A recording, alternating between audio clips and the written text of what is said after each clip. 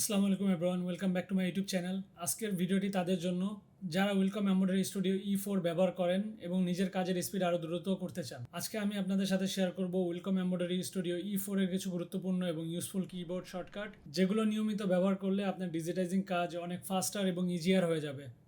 বিশেষ করে আপনি যদি বিগিনার হন, তাহলে আজকের শর্টকাটগুলো এখন থেকেই প্র্যাকটিস করার চেষ্টা করবেন।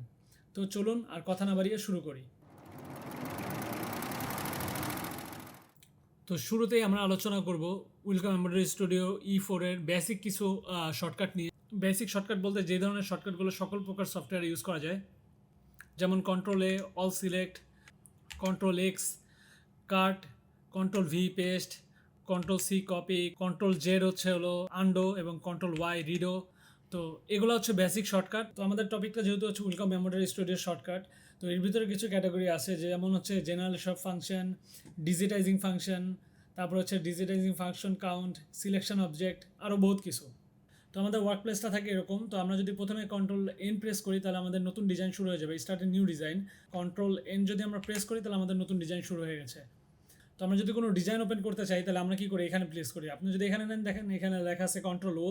তো আমি যদি কন্ট্রোল ও প্রেস করি, তাহলে আমাদের ডিজাইনের পেজ ওপেনের পেজ চলে আসবে। তারপর আমরা একটা ডিজাইন যদি সিলেক্ট করি, চলে আসলো। তো এইভাবে আমরা ডিজাইন ওপেন করতে পারি। তাছাড়া যদি আমরা চাই ডিজাইনটা সেভ করতে, কন্ট্রোল এস যদি প্রেস করি, আমার অটোমেটিক সেভ হয়ে যাবে। আপনার মাউসের দিকে তাকান, মাউসটা লোডিং নিবে, দেখবেন কন্ট্রোল এস। ওকে। তো আমরা যদি এই ডিজাইনটা আলাদা নামে সেভ করতে চাই, তাহলে আমরা দেবো Alt+A+A। যদি আমরা প্রেস করি, তাহলে দেখবেন যে আমাদের আলাদা নামে আমরা এখন সেভ করতে পারবো। আমরা যদি এখান থেকে চাই যে কোনো একটা কিছু দিয়ে আলাদাভাবে আমরা ডিজাইনটা আমরা সেভ দিলেই সেভ হয়ে যাবে। অনেক সময় আমাদের গ্রিড প্রয়োজন হয়, এই গ্রিডটা প্রয়োজন হয়। তো আমরা যদি গ্রিডের শর্টকাটটা চাই, তাহলে শিফট জিতে শো এবং শিফট জিতে হাইড। তো এটার মাধ্যমে আমরা আমাদের এখানে যে গ্রিডটা আছে, গ্রিডটা মানে শো এবং হাইড করতে পারবো। তো এখান থেকে আমাদের ট্রু ভিউ আছে, এটা হচ্ছে আমাদের ট্রু ভিউ, আর এটা হচ্ছে আমাদের স্টিচ। ঠিক আছে, এটা হচ্ছে আমাদের আউটলাইন। তো আমরা যদি এল প্রেস করি, তাহলে আমাদের আউটলাইন শো করবে। আপনারা দেখতে পাচ্ছেন এখানে হচ্ছে আমাদের আউটলাইন। তারপর যদি এস প্রেস করি, আমাদের স্টিচ শো করবে। তারপর যদি ডট প্রেস করি, আমাদের এখানে নিডল পয়েন্ট শো করবে। আর যদি আমরা টি প্রেস করি, তাহলে আমাদের ট্রু ভিউ আসবে। তো এগুলো হচ্ছে জেনারেল ফাংশন শর্টকাট। তো এগুলো সবারই গুরুত্বপূর্ণ, সবারই দরকার হয়। তো আমরা যদি শিফট ভি প্রেস করি, আমাদের ওভারভিউ উইন্ডোজটা ওপেন হয়ে যাবে। দেখেন শিফট ভি, ওভারভিউ উইন্ডোজটা ওপেন হয়ে গেছে। আবার যদি শিফট ভি প্রেস করি, এটা হাইড হয়ে যাবে। তো এখানে আরেকটা শর্টকাট দেখাবো, যে শর্টকাটটা আমি অধিকাংশ সময় ইউজ করি। তো এখানে দেখতে পাচ্ছেন যে এটা তাতামি স্টিচ আছে। আপনি যদি শিফট আই প্রেস করেন, তাহলে এটা সাটিন স্টিচ হয়ে যাবে। আবার যদি শিফট প্লাস এম প্রেস করেন, এটা তাতামি স্টিচ হয়ে যাবে। অধিকাংশ সময় এই শর্টকাটটা আমার ইউজ করতে হয়। তাছাড়া আছে আমার কালারে, যদি কোনো কালার আমি স্পেসিফিক কোনো কালার দেখতে চাই, আমি অল্ট সি মারি, তাই এখান থেকে যে কোনো একটা কালার আমি যদি চাই, এখান থেকে ভিউ করতে পারি। তো এটা হচ্ছে শর্টকাট। এই শর্টকাটটা আমার খুবই গুরুত্বপূর্ণ, কারণ আমাদের তো আগে যে ভার্সনটা ছিল, ওই ভার্সনে কিন্তু এই ধরনের শর্টকাটটা ইউজ করা যেত না, ওয়েলকাম E2-তে। তো ওয়েলকাম E2-তে কিন্তু এই শর্টকাটটা ইউজ করা যেত না। তো আমরা কী করতাম, এখানে ক্লিক করতাম, তারপর ভিউ বাই কালার প্রেস করতাম। তো আপনারা চাইলে এখান থেকে অল্টা সি দিবেন, অল্টা সি ভিউ বাই কালারের প্যানেলটা চলে আসবে। এখান থেকে আপনি যে কোনো কালার টিক দিলে আপনি যে কোনো কালার ওপেন করতে পারবেন। তাছাড়া যদি আপনি সবগুলো কালারই ভিউ করতে চান, অল্ট সি প্রেস করেন এবং এখান থেকে টোটাল কালারে ক্লিক করার পরে ওকে প্রেস করে দেন, দেখেন সবগুলো কালার চলে আসে। তাছাড়া যদি আপনি এখন এইখান থেকে যে কোনো একটা স্পেসিফিক কালার সিলেক্ট করতে চান, তো ধরুন স্পেসিফিকলি আমি রেড কালারটা সিলেক্ট করতে যাচ্ছি। তো এই জন্য আমরা কী করি, এখানে আমরা এখানে দেখেন সিলেক্ট করাটা খুব টাফ, রাইট? তো আমরা কী করি, এখান থেকে যাই, রেড কালারটা সিলেক্ট করি, এভাবে রেড কালারটা সিলেক্ট করি। হ্যাঁ, তো এইভাবে আমাদের কালারগুলো সিলেক্ট করি।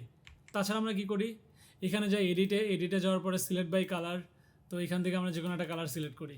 তো এখানে দেখেন, আপনি এডিটে যখন যাবেন, এখানে লেখা আছে কন্ট্রোল অল্ট এ, তার মানে এটা যদি প্রেস করেন, আপনি যে কোনো কালার স্পেসিফিকলি সিলেক্ট করতে পারবেন। তো আমরা ট্রাই করি, চলেন, কন্ট্রোল অল্ট এ, দেখেন চলে আসছে। তো এখানে আপনি যে কোনো কালার যদি চান, আপনি এখান থেকে সিলেক্ট করতে পারবেন। লাইক আমি রেড কালারটা সিলেক্ট করতে চাচ্ছি, ওকে।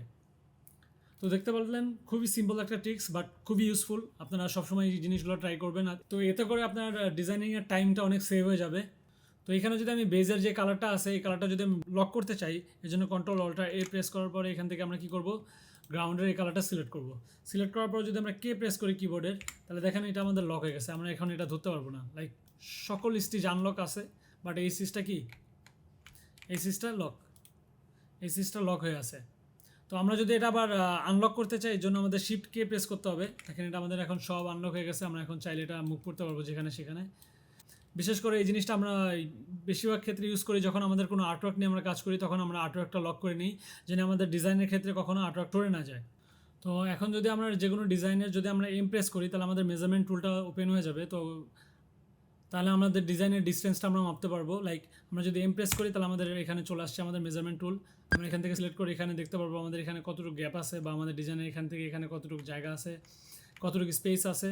তো আমরা যদি এখানে সিলেক্ট করি এবং এখানে আমাদের যতটুকু আমরা কর্সিয়ারটা নিব তো আমরা দেখতে পারবো যে আমাদের কতটুকু এরিয়া বা কতটুকু মেজারমেন্ট ওখানে আছে, স্পেস আছে। তো এই জিনিসগুলো আমরা মাপতে পারবো এই মেজারমেন্ট টুলের মাধ্যমে। আমি এখন আপনাদের বোঝানোর জন্য ডিজাইনটার কালারটা চেঞ্জ করে দেবো জানি আপনি ইজিলি বুঝতে পারেন।